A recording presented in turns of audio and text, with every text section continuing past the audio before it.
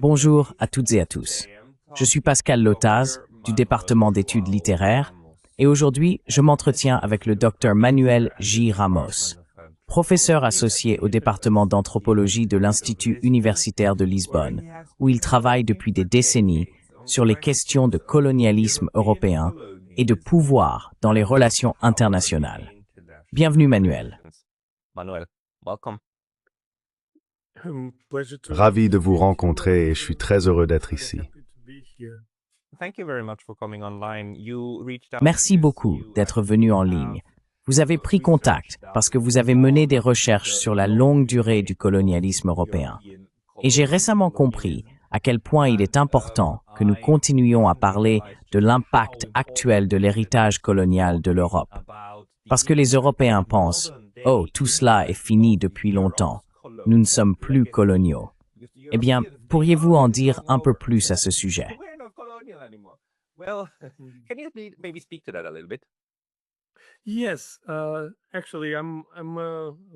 Oui. En fait, je suis un anthropologue un peu étrange, car une partie de mes recherches porte sur les études médiévales. On ne trouve pas beaucoup d'anthropologues qui s'intéressent aux études médiévales. Mais j'ai consacré une partie de ma carrière à l'étude de cette légende très étrange et très puissante, la légende du prêtre Jean des Indes, qui a préparé le terrain pour les explorations et les soi-disant découvertes des XVe et XVIe siècles. C'est une légende de croisade qui s'est développée à la cour de Frédéric de Hohenstaufen en Allemagne, et c'est une construction idéologique très très puissante. Je ne suis pas nécessairement hégélien, et je sais qu'il faut aussi prendre en compte les causes matérielles, mais les idées sont très très puissantes.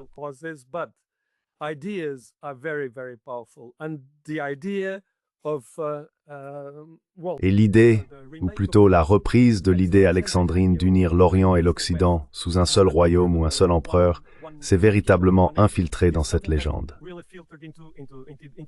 Cette idée puissante, selon laquelle le roi des rois était aussi un prêtre chrétien qui s'allierait à l'Occident pour conquérir Jérusalem, a réellement alimenté le projet des grandes découvertes et, comme je l'ai dit, a préparé le terrain pour l'expansion européenne. Elle a posé les bases de 5 siècles de développement d'une machine hégémonique très très puissante, qui, comme nous le savons, a atteint son plein développement au XIXe siècle et au début du XXe siècle, avant de commencer à se démanteler.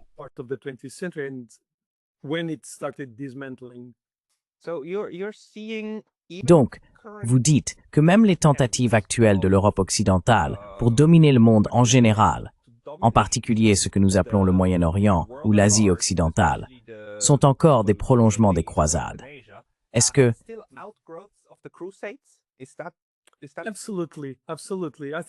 Absolument. Absolument. Je veux dire, si l'on regarde ce qui se passe au Moyen-Orient, nous sommes encore dans une croisade. Dans une certaine mesure, nous sommes encore dans une croisade.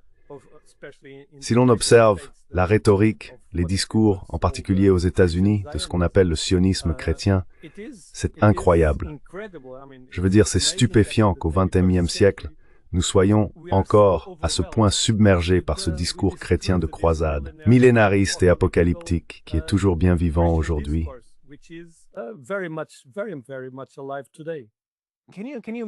Pouvez-vous peut-être nous donner quelques exemples de la façon dont le discours actuel reflète l'esprit de croisade d'il y a 500 ans?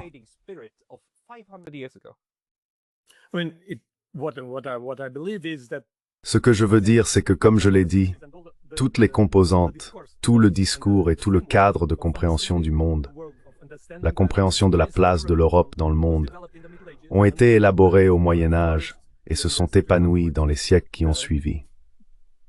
Ce qui m'étonne, c'est que le développement du millénarisme, la montée du millénarisme utopique, surtout à partir du XVIe siècle, et particulièrement en Angleterre, a véritablement évolué vers le sionisme chrétien du XIXe siècle, qui a ensuite traversé l'océan jusqu'aux États-Unis et a engendré cette idée selon laquelle le contrôle de Jérusalem constitue l'objectif ultime de l'identité européenne ou occidentale. Et c'est bien ce que je dis. Nous sommes encore animés par cet esprit de croisade.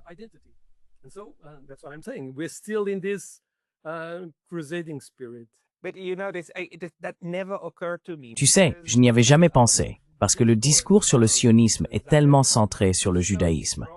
Mais bien sûr, le judaïsme et le sionisme sont des concepts complètement différents. C'est simplement que tout est tellement focalisé sur cette croyance religieuse. Mais tu as tout à fait raison. Le sionisme chrétien est en réalité plus important. Il y a plus de sionistes chrétiens que de sionistes juifs.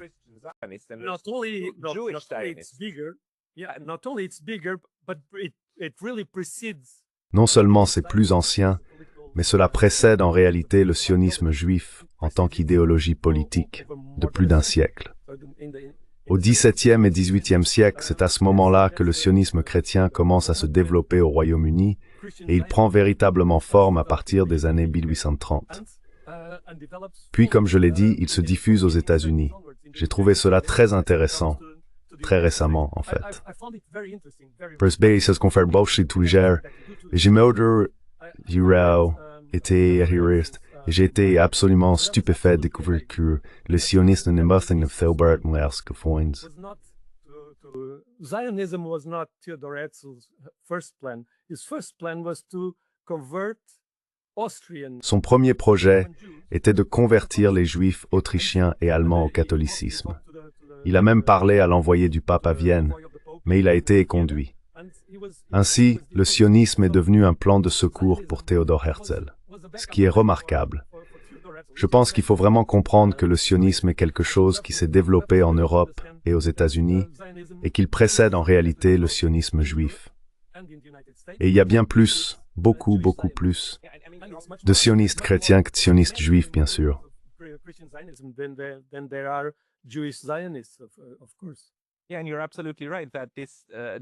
Oui, et tu as tout à fait raison de dire que la raison pour laquelle ces personnes, en particulier les chrétiens évangéliques aux États-Unis, se décrivent comme sionistes, ce n'est pas parce qu'ils veulent un foyer pour les Juifs, c'est parce qu'ils veulent provoquer la venue du Christ. Exactement, qui ensuite éradiquera les Juifs et élèvera les chrétiens au paradis. En fait, c'est essentiellement une secte de la fin du monde. Exactement. Je veux dire, c'est la bataille d'Armageddon. C'est ce qu'ils recherchent, la bataille d'Armageddon. Mais lorsque l'on relie cela aux idées des croisades, cela ouvre en réalité de nombreuses perspectives, car cela explique aussi pourquoi, dans le discours actuel, on entend souvent parler de la soi-disant tradition judéo-chrétienne. Pouvez-vous en dire davantage sur ce lien entre le judaïsme et le christianisme dans le contexte des croisades, il y a 5 à 700 ans?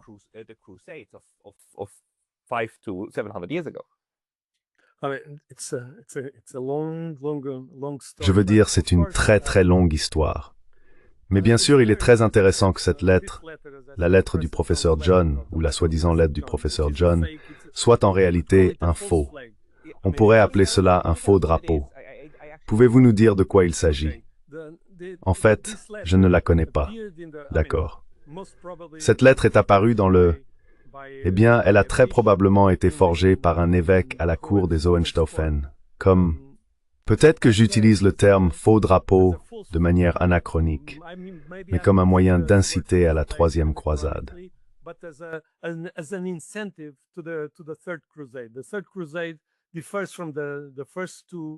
La troisième croisade diffère des deux premières en ce sens qu'elle fut une croisade une croisade très officielle. Il y avait Frédéric Barberousse, Richard Cœur de Lion et le dauphin de France. Ils sont tous partis pour la Terre Sainte et ils y sont tous morts ou en chemin. Cette lettre est donc censée avoir été écrite par ce roi des rois, un roi des rois indien, s'adressant à l'Occident et proposant une alliance militaire pour renverser les Ottomans, ou plutôt les Turcs seldjoukides, qui avaient pris le contrôle de la Terre Sainte. Et cette lettre,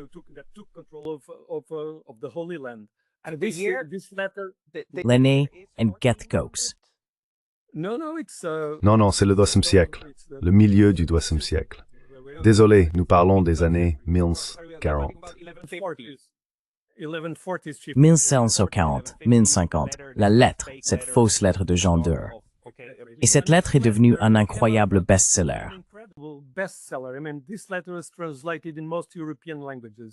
Je veux dire, cette lettre a été traduite dans la plupart des langues européennes. On la trouve en hébreu, en russe, dans d'autres langues slaves, en grec, en latin, en vieil écossais, en germanique, en néerlandais, en anglais, en français, en espagnol et plus tard en portugais. C'était une lettre qui circulait partout en Europe. Et comme je l'ai dit, elle était immensément puissante. Elle disait, « Nous pouvons conquérir Jérusalem parce que nous avons un allié de l'autre côté du monde. » Et une fois Jérusalem conquise, la prophétie alexandrine, en quelque sorte, est reprise et transformée en prophétie chrétienne.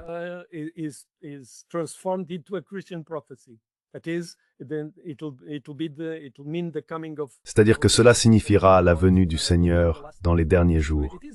Donc, comme je l'ai dit, c'est une lettre d'une puissance immense, et elle propose un âge d'or une fois Jérusalem conquise. Vous savez, c'est un fait.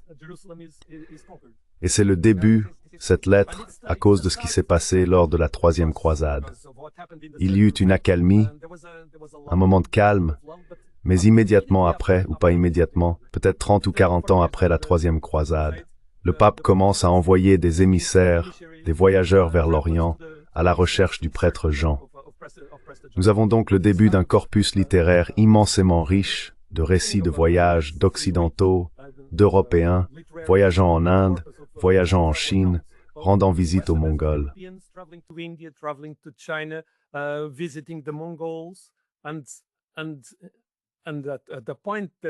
Et à ce moment-là, Marco Polo parle aussi du prêtre Jean, et il dit, eh bien, le prêtre Jean, après tout, je pense qu'il est un sujet de Gengis Khan ou de Kubilai Khan, et il est chrétien, mais hérétique.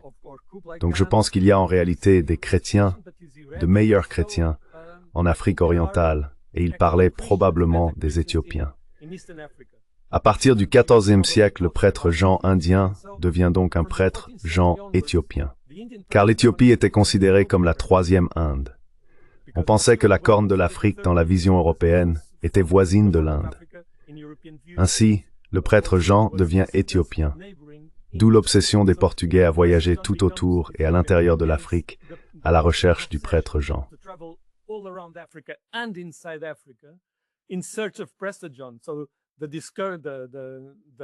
Ainsi, les explorations des Portugais à travers l'Afrique étaient des explorations à la recherche du prêtre Jean.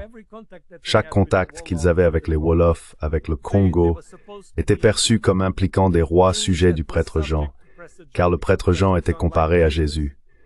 Tout comme Jésus avait 72 disciples, on disait que le prêtre Jean avait 72 rois sous son autorité. Il existait donc cette image d'une Afrique dotée d'une unité politique centrée sur un prêtre Jean éthiopien, un prêtre Jean éthiopien chrétien.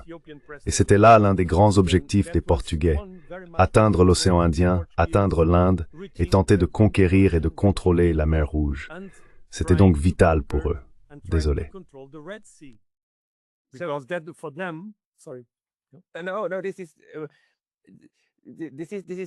Non, c'est fascinant. Donc en fait, vous soutenez que le colonialisme occidental n'a pas commencé principalement par le désir d'exporter un excédent de population, mais à partir de cette idée messianique chrétienne de créer enfin l'alliance qui pourrait ensuite reprendre la Terre Sainte. Et ce qui est intéressant ici, c'est que si l'on regarde les cartes médiévales du monde, on y trouve généralement Jésus-Christ superposé, avec le cœur représentant Jérusalem. Ainsi, l'Europe n'était pas réellement au centre de la carte. C'est Jérusalem qui en est le cœur, et il faut aller vers l'ouest. Et c'est dans ce monde-là que vous vivez.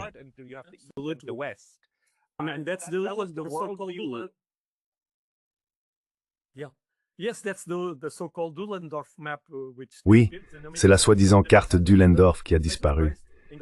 C'est une carte extraordinaire qui montre en réalité le visage du Christ à l'Extrême-Orient. En haut de la carte se trouve l'Est et non le Nord. Ses mains, l'une vers le Nord, l'autre vers le Sud, et ses pieds sont tournés vers l'Ouest. Et cela montre que, si l'on observe ce type de carte, on comprend vraiment que la position de l'Europe était celle d'une totale subalternité face à l'Orient. C'était l'aboutissement d'un processus de dégradation de l'humanité. of a process of degradation of mankind. So for Europeans, the redemption Ainsi, was pour les Européens, la rédemption signifiait monter à Jérusalem. pilgrimage in Jerusalem. Le pèlerinage à Jérusalem offrait la possibilité de réparer un état de dégradation totale. C'est quelque chose de très très puissant.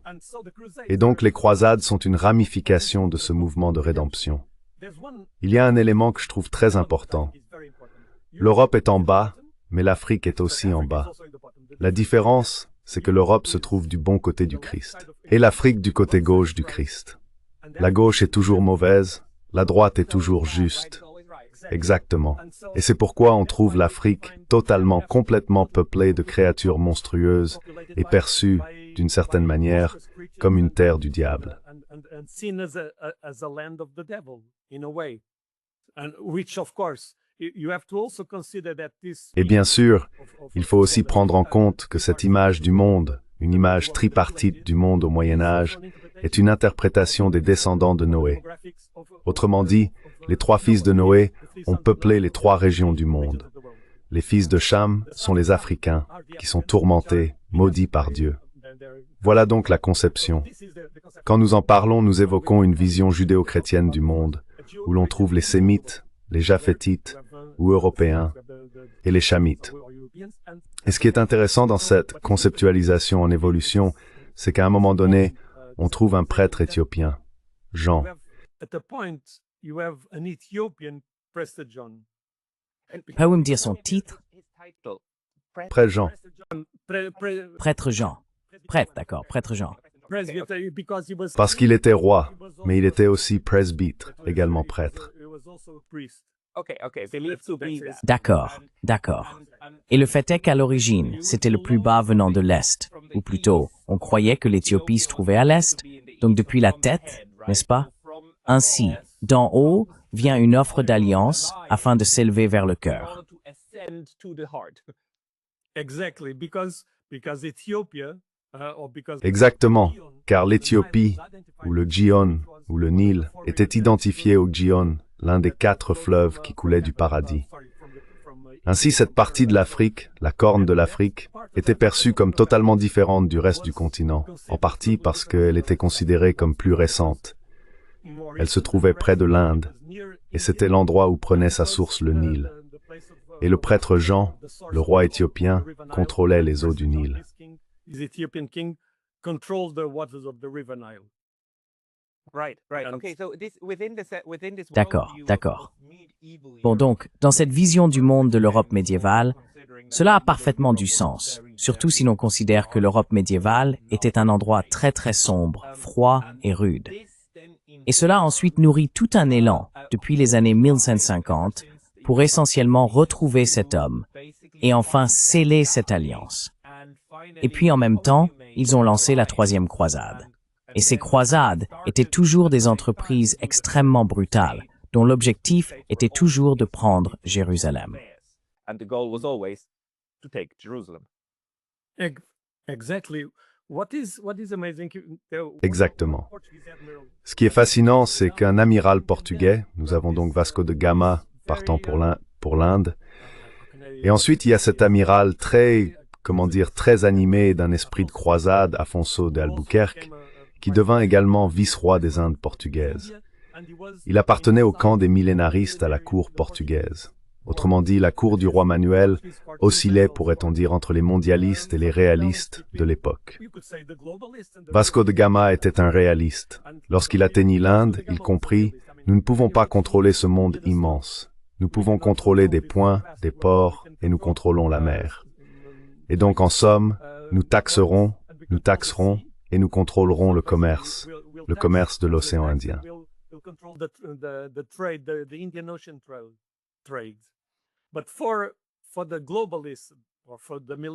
Mais pour les mondialistes ou pour les millénaristes, tels que Duarte Galvão ou Afonso d'Albuquerque, la question était complètement différente. Leur obsession était de contrôler Bab el-Mandeb, de contrôler la mer Rouge et d'atteindre l'Éthiopie. Et il est très clair dans ses écrits, Afonso d'Albuquerque est absolument explicite. C'était un mégalomane, mais il était aussi, comme je l'ai dit, un amiral de la flotte portugaise et devint vice-roi des Indes. Ce n'était donc pas un inconnu. Son projet était d'assécher le Nil, c'est-à-dire de détourner les eaux du Nil vers la mer Rouge afin de démanteler les Mamelouks en Égypte. Puis, avec l'armée éthiopienne, débarquer à Djeddah, atteindre la Mecque, conquérir la Mecque, et ensuite, à travers le désert, parvenir à Jérusalem.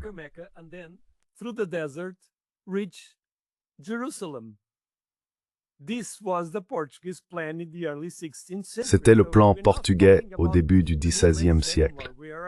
Donc nous ne parlons plus du Moyen Âge. Nous sommes déjà au XVIe siècle.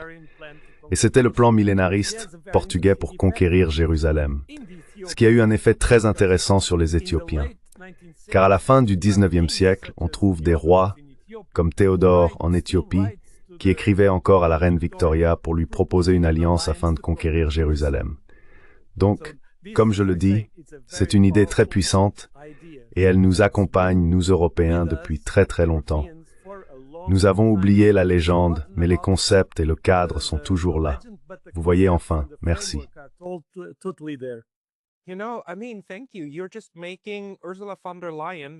Tu ne fais que donner à Ursula von der Leyen l'air d'une sainte rationnelle. Je veux dire, non, c'est tout simplement sidérant à quel point la volonté européenne de conquérir et de dominer le monde a toujours été folle. Et si, dans cette lecture de la longue durée, Courtney, nous en sommes juste à la 4e croisade, non? Dans une longue continuité.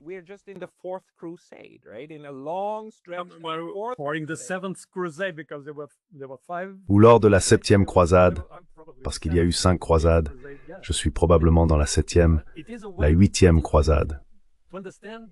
Je veux dire, c'est une manière, je pense, de comprendre l'obsession britannique du début du XXe siècle pour la Palestine. Il faut vraiment remonter au XVIIIe siècle, aux discussions au Royaume-Uni autour des Juifs, des droits des Juifs au XVIIIe siècle, et à la conceptualisation, ce qui est quelque chose que nous avons tendance à oublier aujourd'hui. Mais au XIXe siècle, et jusqu'aux années 1930, je dirais, les classes supérieures au Royaume-Uni se considéraient comme des Israélites.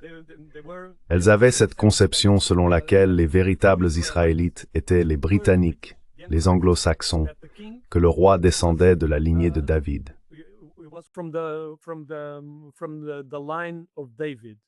D'accord. Et la soi-disant association anglo-israélite était immensément puissante, surtout parmi les classes supérieures et l'armée, des années 1850 aux années 1930 au Royaume-Uni, ce qui est assez étonnant. Bien sûr, si l'on lit le livre de Mark Bloch sur les Anglais et les Français, en remontant au Moyen-Âge, on voit que les rois anglais et français étaient considérés comme oints et dotés de pouvoirs thaumaturgiques parce qu'ils étaient des rois à l'image de David. On commence alors à comprendre ce que représente réellement le concept de pouvoir, de royauté et de sacralité dans le pouvoir européen. Il est totalement lié à ce cadre idéologique qui est très très ancien.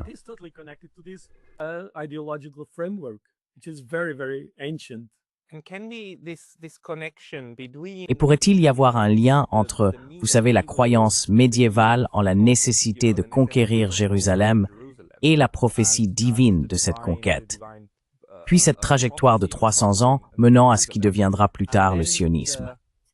Et encore une fois, ce sionisme remonte au moins au XIXe siècle.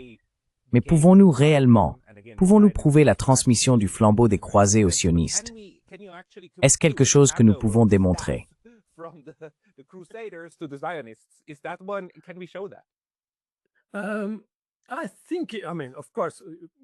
Je pense enfin, bien sûr, il faut aussi comprendre la situation immensément complexe de l'Angleterre, de la Grande-Bretagne, pendant les guerres de religion, les anglicans, les catholiques, les protestants, les divers schismes protestants, oui, les divers schismes chrétiens.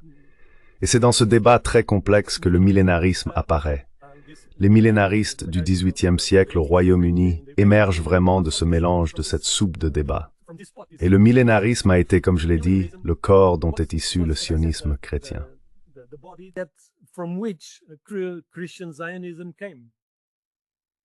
Peux-tu en parler un peu plus?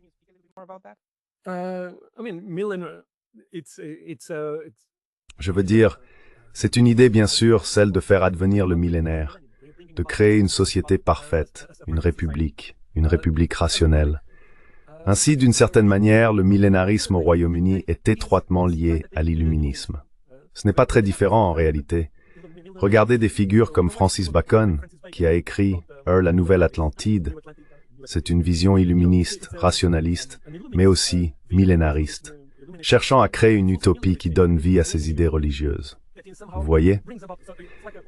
Donc d'une certaine façon, la Révolution française, Rousseau, ils n'ont fait qu'ajouter une couche séculière à une idée millénariste et apocalyptique, qui est bien sûr au cœur du christianisme.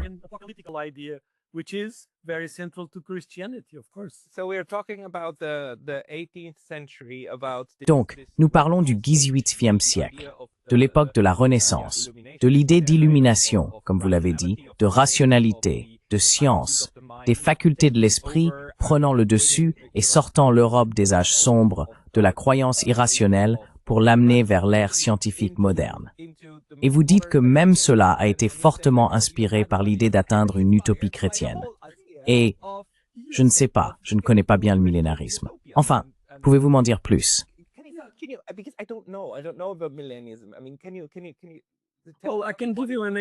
Eh bien, je peux vous donner un exemple, parce que vous savez, le tremblement de terre de Lisbonne et le tsunami, qui sont devenus très connus, ont été popularisés par Voltaire. Le tremblement de terre de Lisbonne de 1755 fut immense. Il rasa Lisbonne et déclencha un vaste débat sur la théodicée à travers l'Europe. Comment Dieu pouvait-il détruire une ville chrétienne, en particulier ses magnifiques églises? Toutes les églises avaient disparu. Dieu est-il vraiment? Pourquoi?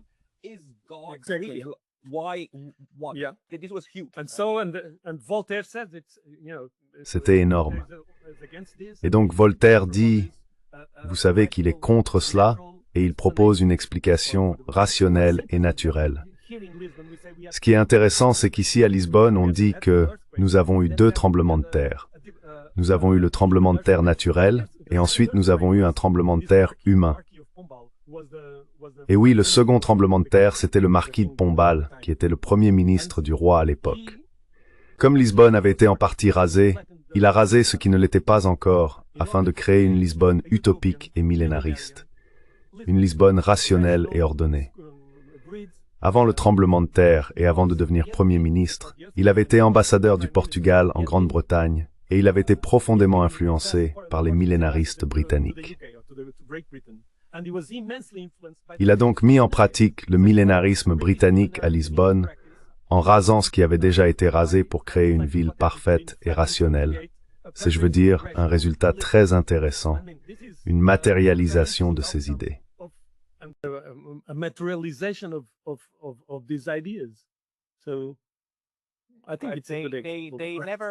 Je veux dire, ils n'ont pas rompu le lien. C'est bien ce que tu dis, non? Le rationalisme et ces idées des XVIIIe et XIXe siècles sur la rationalité et la science n'ont en réalité jamais rompu le lien avec ces idées plus anciennes de création du paradis sur terre. Et au cœur de cela se trouvait en fait le fait d'aller à Jérusalem.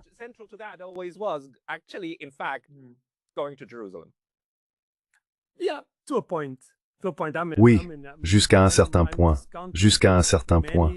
Je veux dire, je laisse de côté beaucoup de choses qui se sont passées dans les débats européens, mais je pense que c'est une idée qui aide au moins à expliquer l'obsession actuelle. Parce que pour moi, vous savez, les Portugais, nous sommes la queue de l'Europe. Nous sommes le peuple le plus occidental, oublié de l'Europe, pour ainsi dire. Une âme de défaite? Oui, c'est vrai. Nous sommes la queue, ou peu importe. Mais, vous savez, le Portugal était neutre pendant la Seconde Guerre mondiale.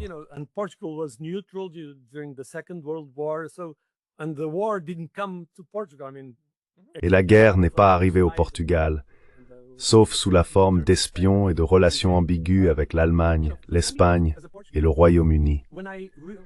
Mais pour moi, en tant que Portugais, quand j'écoute, quand je lis ce qui se passe aujourd'hui en Allemagne, je trouve cela absolument stupéfiant. Ou au Royaume-Uni, en ce qui concerne Israël et le conflit israélo-palestinien et le génocide, c'est déroutant pour moi. Le malaise, l'incapacité à regarder la réalité en face. Je ne l'explique pas très bien.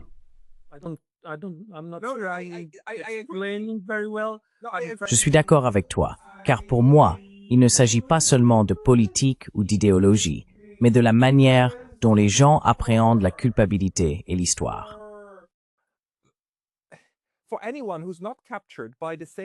Pour quiconque n'est pas prisonnier du même état d'esprit que ces personnes, il est absolument évident que ce que nous voyons, c'est une population européenne cherchant à exterminer une population autochtone dans une terre où, cela ne pourrait être plus clair, il s'agit d'un projet de colonisation de peuplement. Mais le problème que vous venez de mettre en lumière, c'est que si nous utilisons la colonisation de peuplement pour comprendre ce qui se passe, nous ne saisissons pas toute la profondeur de ce qui se déroule réellement, que nous sommes dans la 7e croisade et que c'est un projet vieux de 1000 ans.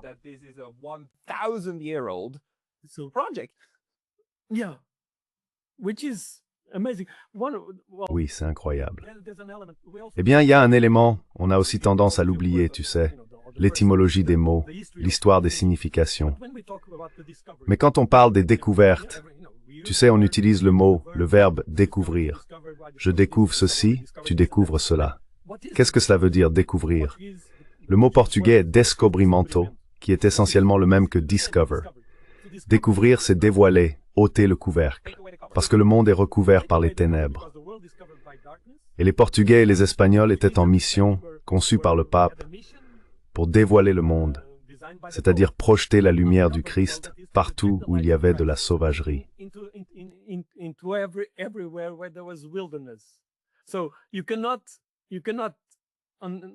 On ne peut donc pas séparer le colonialisme, l'oppression matérielle et factuelle d'autres peuples, de ce cadre initial. Je veux dire, le colonialisme du 19e siècle, ce qui a été décidé à Berlin, était le résultat de ce projet.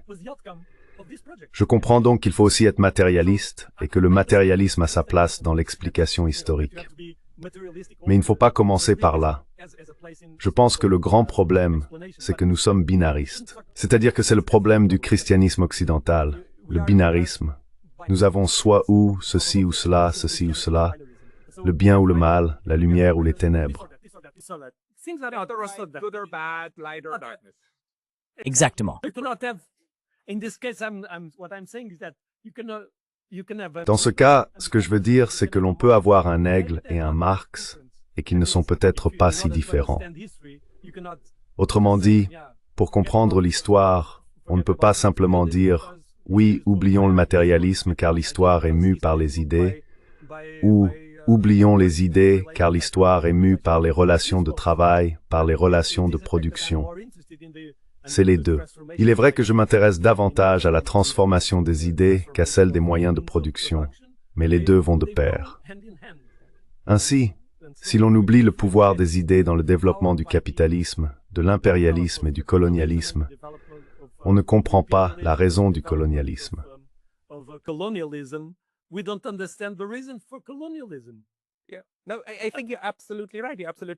Oui, non, je pense que tu as tout à fait raison. Tu as tout à fait raison. Et tu sais, il existe, surtout dans la tradition historique allemande, une Ideengeschichte très forte, c'est-à-dire une histoire des idées, qui reconnaît l'importance de comprendre les motivations et les moteurs sous-jacents, pouvant être séparés des raisons matérielles invoquées pour expliquer ce qui se passe, ou qui ne leur sont pas équivalents.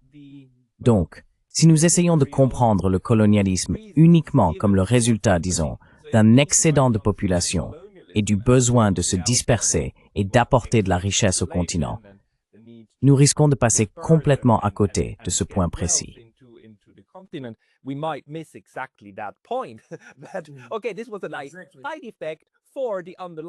D'accord, c'était un bel effet secondaire de la motivation sous-jacente, à savoir, allons vivre selon ces idées et mythes très anciens, et ainsi de suite. Et ce n'est pas une question de l'un ou de l'autre, c'est les deux à la fois. Exactement. Y a-t-il quelque chose de plus à vraiment comprendre ici à propos de ce projet millénaire et de sa raison d'être? Je veux dire, pourquoi voyons-nous, encore et encore, les mégalomanes devenir si incroyablement puissants? Des gens manifestement déconnectés manifestement fous, mais qui restent constamment dans leur folie, tout en portant ce bâton d'idées, de fantasmes. Mais quels fantasmes? Des fantasmes très sanglants. Ces gens-là, pourquoi pas les rationalistes? Pourquoi pas toi et moi, qui disons alors « Les gars, regardez, ça n'a aucun sens. »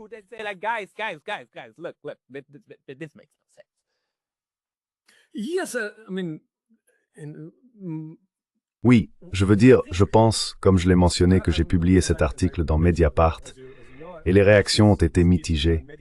Certaines personnes disent « Oui, très intéressant ». Mais j'ai aussi reçu toutes ces réponses du genre « Oui, mais vous savez, les autres sont aussi très mauvais. Nous, on n'est pas si mauvais. » Ce que j'ai écrit, c'est qu'il existe une asymétrie structurelle dans les relations entre l'Occident et le reste du monde. Et nous devons reconnaître cette histoire d'asymétrie et cette histoire d'hégémonie monstrueuse. Revenons par exemple à la Révolution française. Il y a la Révolution, la guillotine, la Déclaration des droits de l'homme et du citoyen. Et puis il y a Haïti. Et parce que les esclaves disent « Ah d'accord, donc nous sommes tous égaux, nous sommes tous frères, nous avons tous la liberté, alors nous voulons être libres, n'est-ce pas ?»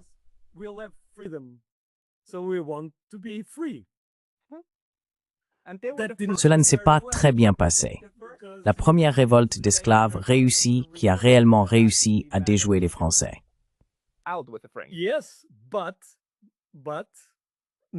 Oui, mais Napoléon, l'un de ses premiers actes a été d'envoyer l'armée pour réprimer la rébellion, parce qu'on peut être libre et égal, mais seulement si l'on est un occidental. C'est donc un problème très intéressant et précoce de la démocratie, des valeurs européennes et des valeurs des droits humains. Elles sont toutes très belles, tant qu'elles ne s'appliquent qu'à nous.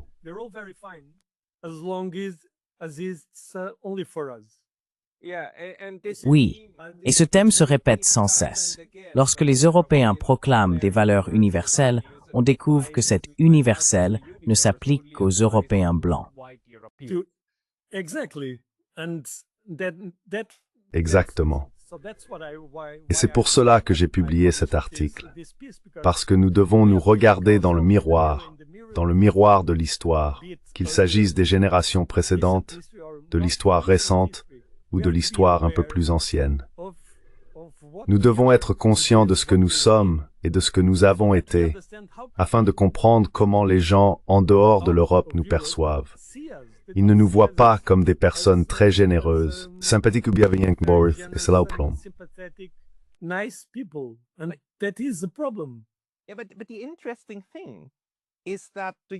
Mais ce qui est intéressant, c'est que les Européens, surtout les Européens, et pas même ceux qui ont émigré comme les Américains, mais ceux qui sont restés en Europe, sont vraiment inconscients.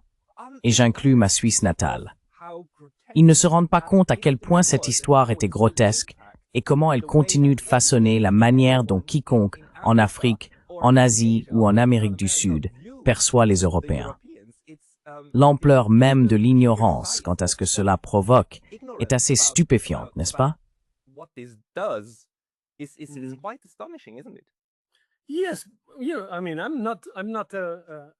Oui. Je veux dire, je ne suis pas du tout un adepte du wokisme. Ce n'est pas mon domaine, vous voyez. Oh, il faut évoluer. Je veux dire, c'est une forme de rectitude politique qui ne m'intéresse pas. Ce qui m'intéresse, c'est de comprendre, de discuter et de débattre de ce qu'est l'identité européenne dans le monde d'aujourd'hui. Et l'identité européenne actuelle ne peut pas se passer des identités européennes et occidentales d'autrefois, car ce sont elles qui ont façonné la relation des Européens d'aujourd'hui avec le reste du monde. Et ce que je constate partout lorsque je voyage, car je voyage beaucoup en Afrique, c'est une déconnexion totale.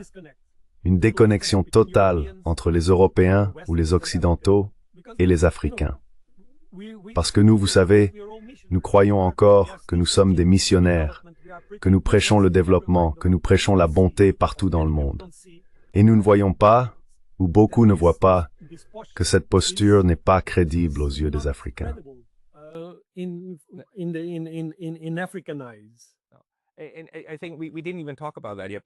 pense que nous n'en avons même pas encore parlé, parce que tu voyages beaucoup en Éthiopie en tant qu'anthropologue. Tu travailles sur le terrain, tu essaies de comprendre les sociétés locales, et ainsi de suite. C'est un sujet à part, et c'est aussi très intéressant. Mais tu sais, l'une des choses dont nous devons être conscients, c'est que les Européens font toujours exactement ce que tu dis, non? Même s'ils n'y vont plus avec le livre sacré, ils y vont encore, avec un nouveau livre, comme nous. They are going with new books.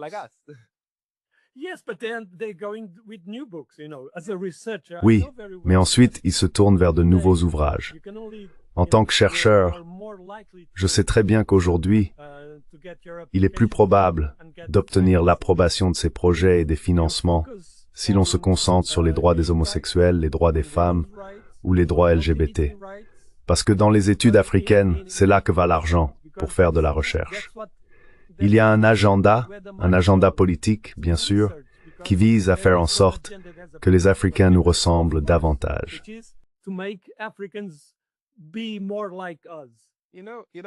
Tu sais à quoi ça me fait penser? Ça me rappelle ce que mon ami ougandais m'a dit il y a 10 ans. Il m'a regardé et l'a dit d'une manière très particulière de formuler les choses. Il a dit, vous, d'abord vous venez en Afrique et vous nous dites d'aimer le livre et de tuer les homosexuels. Et maintenant, vous nous dites d'aimer les homosexuels et de brûler le livre. Vous pouvez vous décider, s'il vous plaît. Ouais.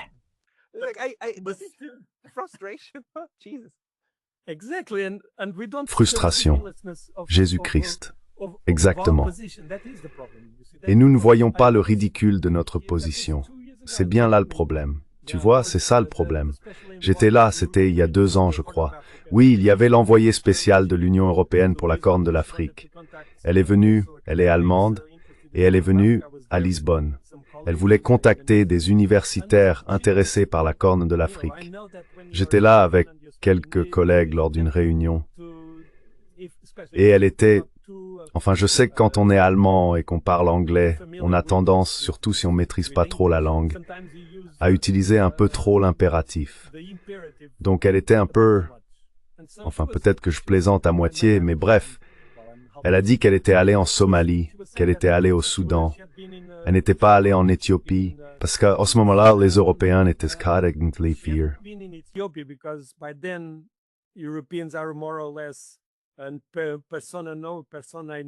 Et personnellement, je sais qu'en Éthiopie, mais elle disait oui, j'étais avec le gouvernement et les responsables. Et je leur disais, vous devriez faire ceci, vous devriez faire cela, vous devriez faire ceci afin d'obtenir tel ou tel résultat. Et elle a ajouté, mais ils n'ont pas compris. Ils n'ont pas compris notre position. Et j'ai dit, eh bien, peut-être qu'ils ne veulent pas comprendre la position de quelqu'un qui parle à l'impératif.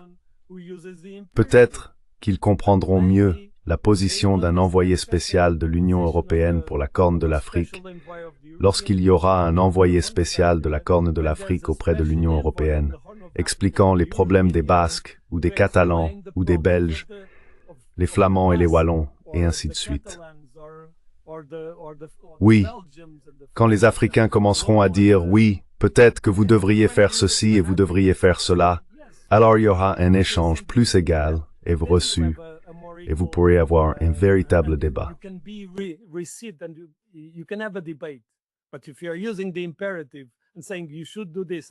Mais si vous adoptez un ton impératif en disant « vous devriez faire ceci et vous devriez faire cela », ils haussent simplement les épaules, bien sûr.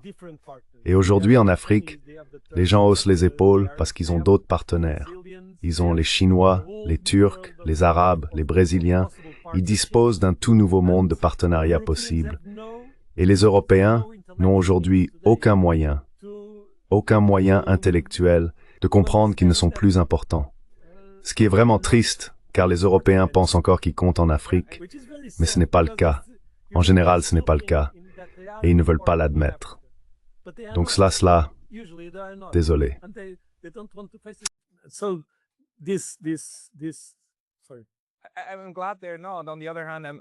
Je suis content qu'il ne le soit pas. D'un autre côté, je suis en réalité assez triste pour l'Europe.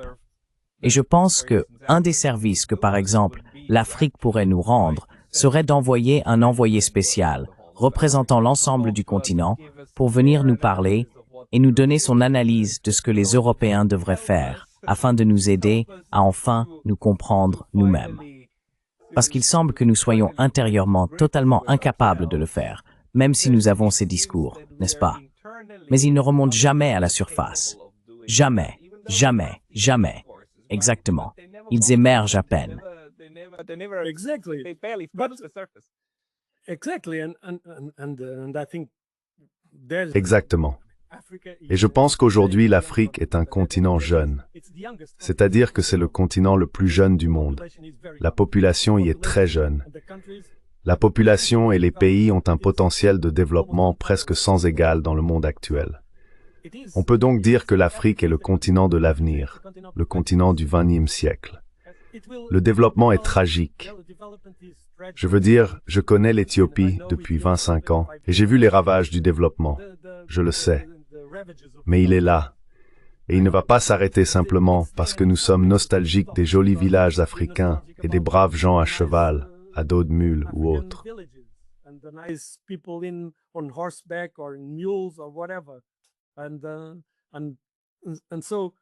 L'Europe doit donc réévaluer sa relation avec l'Afrique, car nous ne pouvons pas continuer à parler des dangers de la migration et de l'invasion. Cela ne mènera nulle part. C'est pourquoi j'ai commencé mon texte par les mots de Joseph Borrell. Pour moi, c'est incroyable que quelqu'un en 2022 puisse dire que nous vivons dans un jardin et que ce jardin doit être préservé parce qu'il y a un risque d'être envahi par la jungle. Ce n'est pas une déclaration naïve. Ces mots portent un poids immense. Le jardin, la jungle, c'est simplement une nouvelle manifestation de la carte d'Uhlendorf du XIVe siècle. Les Kamites, les Kamités qui viennent envahir le joli jardin des Européens. Enfin, qu'est-ce que c'est que ça? Comment pouvons-nous comprendre notre position dans le monde si nous continuons à utiliser ce genre de cadre? Encore une fois, je ne suis pas un mondialiste. Je ne fais pas l'éloge de l'idée que tout le monde migre partout. Il faut aussi comprendre que le pic de la migration, en proportion, n'a pas eu lieu au XXe ou au XXIe siècle. Il s'est produit à la fin du XIXe siècle. Vous savez, c'est à ce moment-là que par rapport à la population, le plus grand nombre de personnes ont migré. Et ceux qui ont le plus migré étaient les Européens. Ils ont migré partout à la fin du XIXe siècle.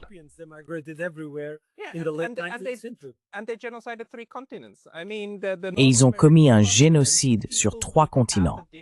Je veux dire, sur le continent nord-américain. Les gens auraient une couleur de peau différente aujourd'hui s'il n'y avait pas eu le génocide que nous, Européens, y avons commis, et ensuite l'exploitation du travail des esclaves pour amener encore une autre population qui ne voulait même pas partir. Exactement. Là-bas. Exactement. Et aujourd'hui, nous nous plaignons de « Oh ». Bon, d'accord, n'allons pas plus loin, car cela ouvrirait une toute autre porte. Mais Manuel, c'était une discussion fascinante. Merci beaucoup d'avoir replacé de nombreux symptômes de la violence de masse que nous observons aujourd'hui dans un cadre beaucoup plus large. Je pense que c'est aussi une mise en perspective très importante.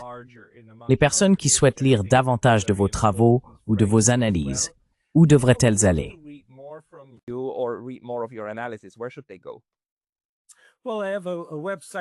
Eh bien, j'ai un site web. Ce n'est pas un très bon site, mais peut-être que vous pouvez le mettre quelque part dans les commentaires. C'est MJF Link. La plupart de mes publications s'y trouvent, ainsi que d'autres choses que je fais. D'accord. Je mettrai le lien vers cette page d'accueil dans la description de la vidéo ci-dessous. Manuel Joy Ramos. Merci beaucoup pour votre temps aujourd'hui. Ce fut un plaisir. Merci beaucoup de m'avoir invité. Au revoir. Bye-bye.